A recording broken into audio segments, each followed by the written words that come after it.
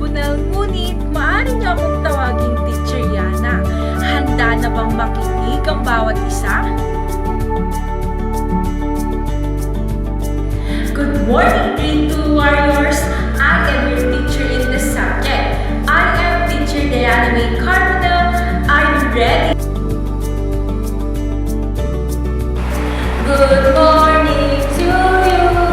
Good morning to you. Good morning, good morning. It's nice to see you. Good morning, children. It is nice to see you. I am your teacher in the subject. I am Teacher Diana A. Carbonell.